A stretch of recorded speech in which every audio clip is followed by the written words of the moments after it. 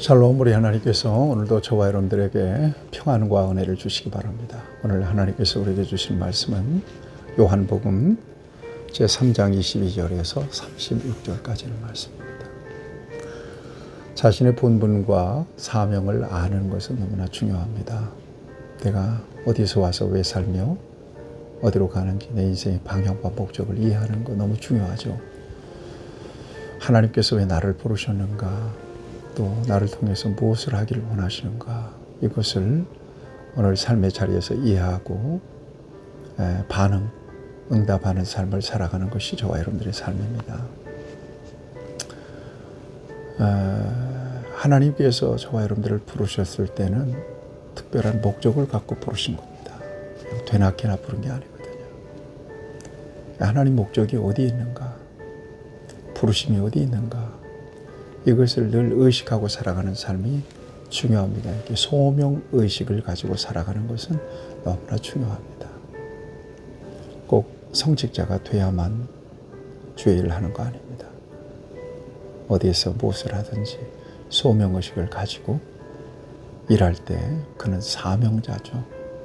우리 인생의 목적이 하나님을 영화롭게 하는 데 있으니까 반드시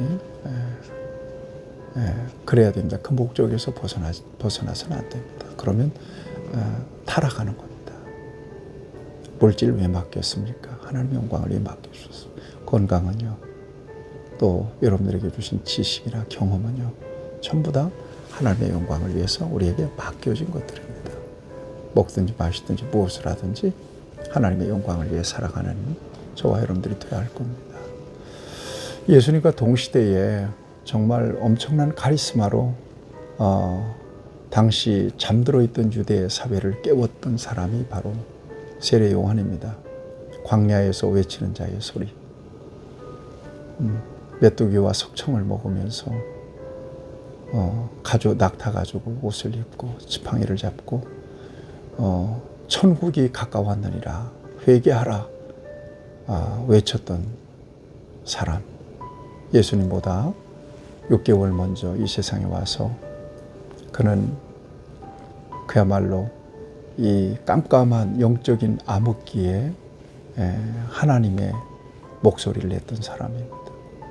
그리고 그 뒤에 오시는 예수님을 예비하고 준비했던 사람이죠. 그러니까 언제나 세례 요한의 자의식 속에는 나는 광야에서 외치는 자의 소리다, 소리의식을 갖고 살았던 사람입니다.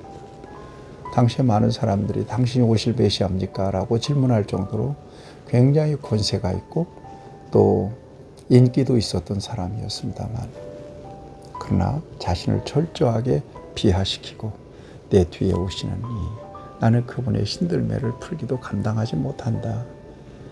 나는 물로 세례를 주지만 그분은 불과 성령으로 세례를 주신다.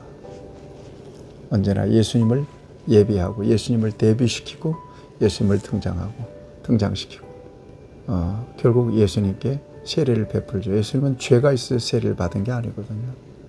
하나님의 의를 행하기 위해서 이 땅의 모든 죄인들이 다 이렇게 세례를 받아서, 성령 세례를 받아서 구원받는 것이 하나님의 뜻이라고 하는 사실을 가르쳐 주시기 위해서 예수님은 세례자 요한에게 요단강의 세례를 받으십니다.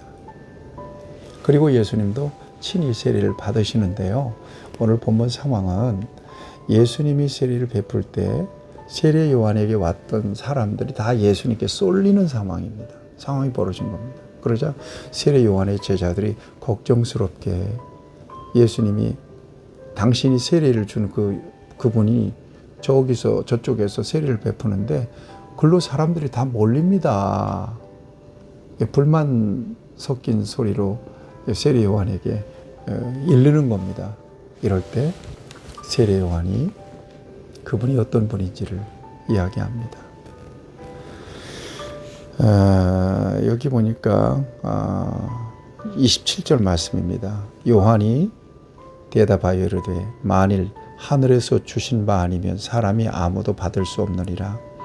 내가 말하는 바 나는 그리스도가 아니요 그 앞에서 보내심을 받은 자라 하는 것을 증언할 자는 너희니라. 나는 그리스도가 아니다.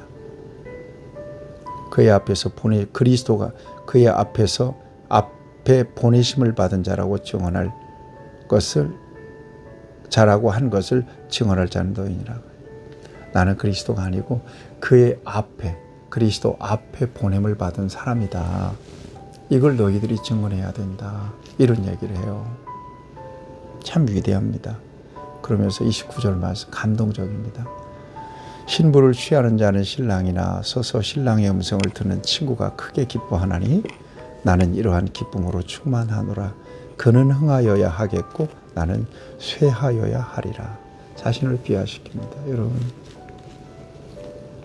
신부를 맞이하는 신랑, 그의 친구예요. 친구가 들러리를 쏘는 거예요. 그런데 신랑 친구가 신부를 마주하면서 너무 기쁘고 감격스럽고 좋아해요. 그것을 바라보면서 들러리를 쏘는 이 친구가 너무 기쁜 거예요. 이게 세례 요한의 마음이었다는 겁니다. 주를 섬길 때 주님의 영광이 나타나고 하나님께서 구원하는 역사가 나타나고 안 믿는 사람들이 구원받게 되는 은혜가 있고 또 믿음이 약한 자들이 정말 믿음이 성장하는 모습을 보면 저와 여러분들이 기쁘죠. 그 기쁨, 주님이 하신 일에 기뻐하는 거, 이게 은혜 받은 사람입니다.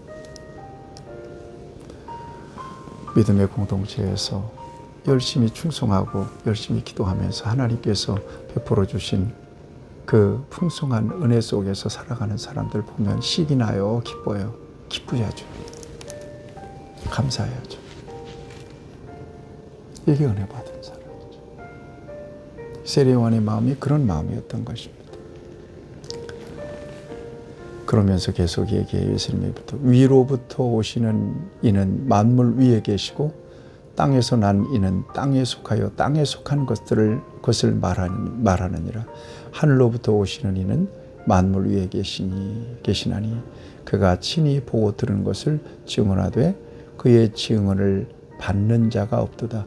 그의 증언을 받는 자는 하나님이 참되시다는 것을 인천하니라. 하나님이 보내신 이는 하나님의 말씀을 하나니 이는 하나님이 성령을 한없이 부어주심이니라.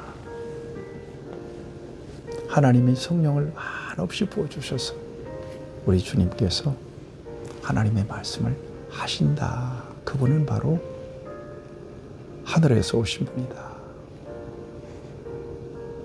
아버지께서 아들을 사랑하사 만물을 다 그 손에 주셨으니 아들을 믿는 자에게 영생이 있고 아들에게 순종하지 아니하는 자는 영생을 보지 못하고 도리어 하나님의 진노가 그 위에 머물러 있느니라.